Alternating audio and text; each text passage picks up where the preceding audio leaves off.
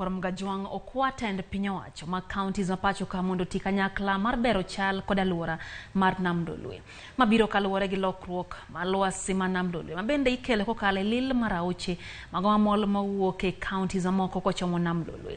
Jopith mag rech Nam Lolwe bende okwa mondo kinde duto ka okumba mabiro geng'onegi lal ma kinde ka kinde mabiro kaluwore gi weche mapoya. Kotwak e romo motis ni Arbek madhi nyime boma ma Kisumu, jalup gavana ma Kisumu Matthews Owili okwayo migepe duto motenore gi weche Nam Lolwe mondo ketie tim chenro duto magibiro wacho e romono.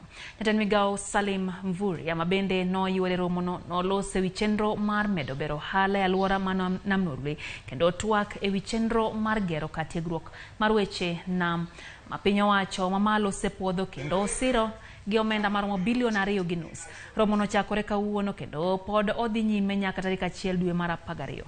Terminating here all the way from the Mau, meaning that the activities in the Mau and elsewhere will impact on the life of the lake. So we must look at it not in isolation, but considering the whole lake ecosystem.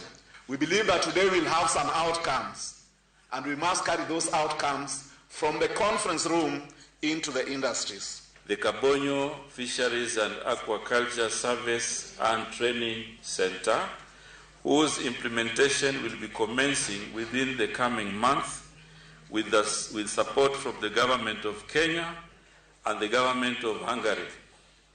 The project will entail development of infrastructure, institutional and acquisition of technology for advanced fish farming enterprises with upscaling of the existing production, new trials of cultural species development of the Nile Park Technology and Innovation Center.